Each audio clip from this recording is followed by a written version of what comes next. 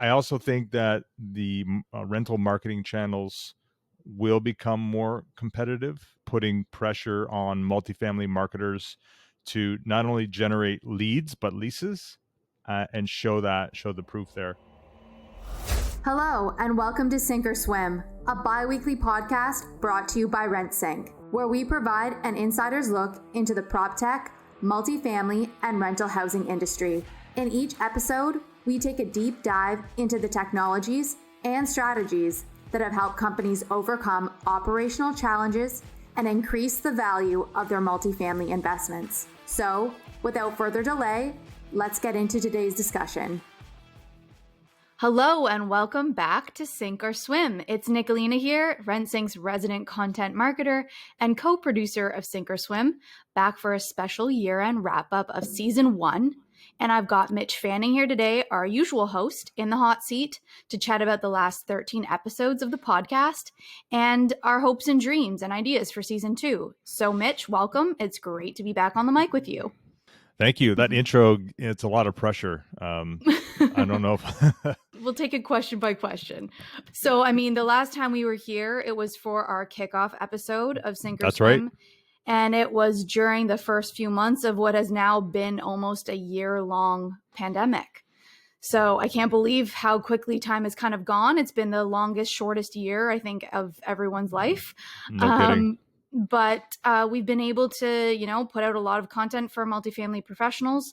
So I'd like to take this opportunity to chat with you about what we've learned during this first season and from the guests and the insights we've cultivated. I've got a few questions lined up that I'm sure you've also been thinking about throughout this podcasting journey. So are you ready for this year-end wrap-up, Mitch? I'm ready. Let's kick it off. Okay, great. So my first question for you would be, what would you say is the biggest lesson you've learned hosting a B2B podcast in the multifamily and rental housing industry? That's a great question. So I think I've learned something from each guest. The one thing I've learned overall is just how much the industry has changed over the last 5 to 10 years. Right. But more importantly, how much it's actually going to be changing over the next 3 to 5 years and beyond. A couple of things I've learned. I've learned that the investors and the owners, when I say owners, I'm talking about, the big pension funds that have come in, that have given money to these asset management companies to manage. They've definitely become more demanding over the last 5 to 10 years. They're looking for more data. They're looking for more, more returns. So they have certain expectations because they've been investing in other asset classes. The other thing that's interesting is I've noticed that the property managers, the multifamily marketers, and leasing teams, as a result, have become more sophisticated, almost professionalized as a result of that. And the ones that continue to make that transition will definitely be in high demand moving forward. And I guess as a result, the real estate tech ecosystem has just evolved, obviously, Yeah. right? It's become really complex so quickly, and operators are using that technology to not only optimize the performance of the assets themselves, but they're doing it or trying to do it in a more efficient manner. So again, it's kind of like the perfect storm for change. And obviously COVID has accelerated it, right? Yeah, absolutely.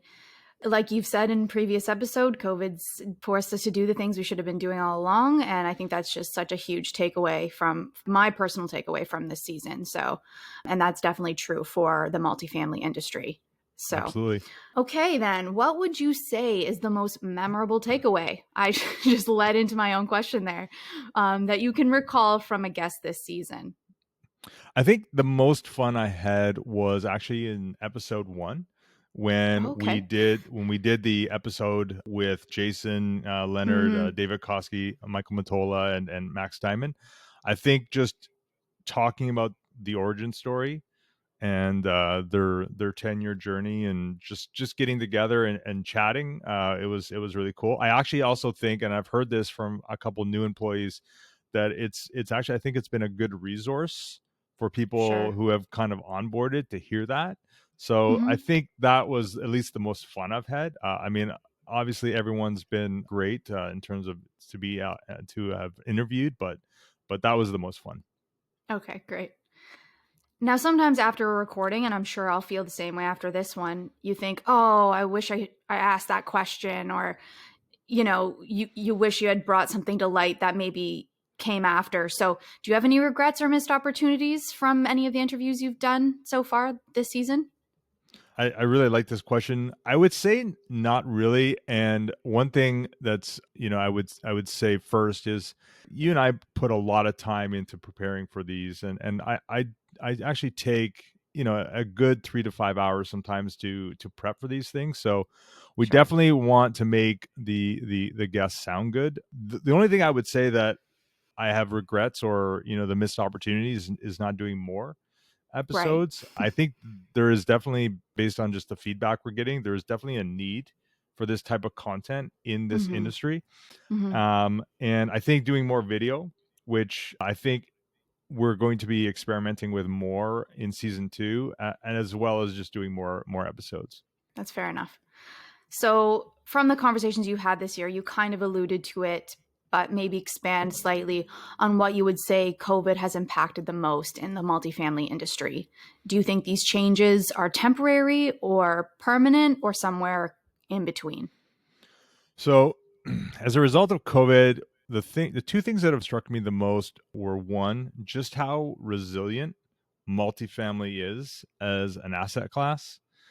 And the other thing that's really stood out for me is how much innovation has actually occurred in this industry, which, in a way, over the last 5-10 years, has been a bit of a laggard, but Right. has really accelerated. And I think that'll continue to change, continue to happen. Sorry, and I think that's going to be permanent. So I definitely think there's those two factors. Those are the ones that at least have kind of stood out for me.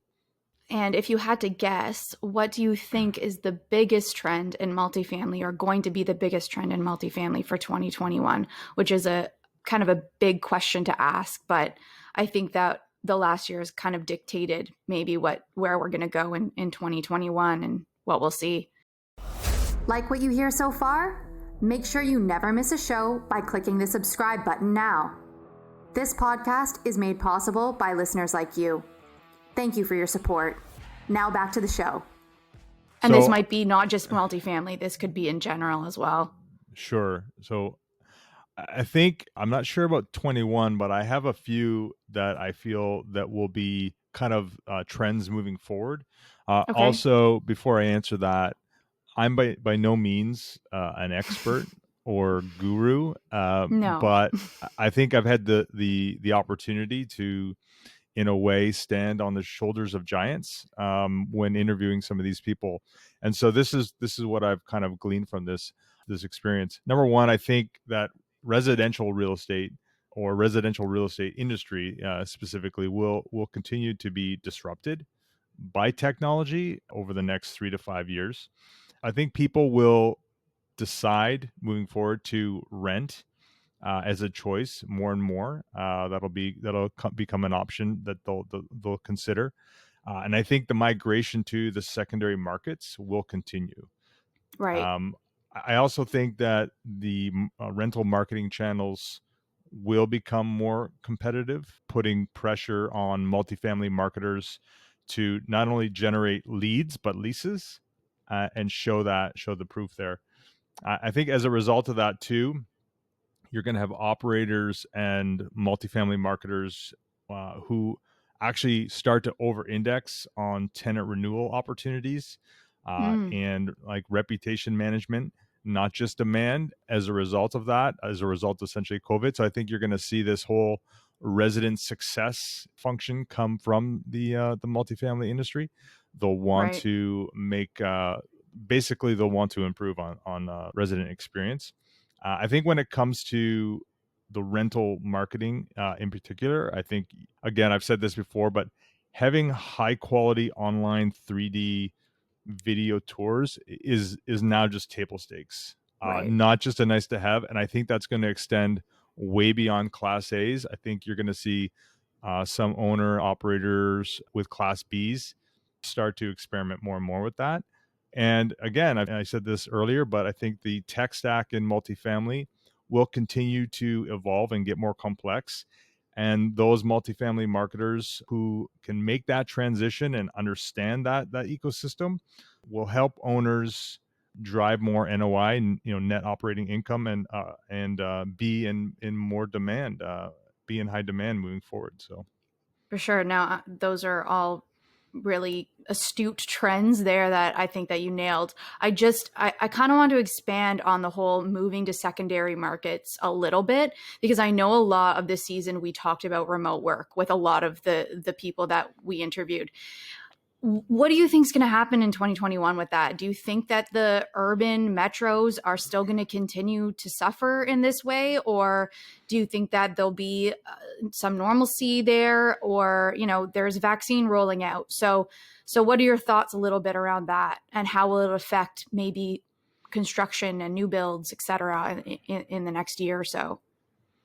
Well, again, like, I'm not necessarily an expert or domain No, expert in this, but what I no. would say is this. I mean, whenever a market bottoms out, there is a return back to that. So I think, to really put this in simple terms that at least I can get my head around, when rents in urban areas start to get to a certain point, you're going Hmm. to have people who maybe couldn't afford to live in those Right, areas, or maybe decide that they can move up to a 2 or 3 bedroom for a cheaper rent rate.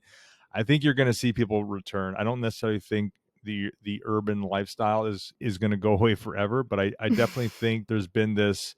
I think people have, who wanted to leave the urban areas, are just right, leaving a bit earlier than maybe right. they would have normally. And again, when we get to certain rent rates, when they kind of bottom out, if you will, you're going to see people return.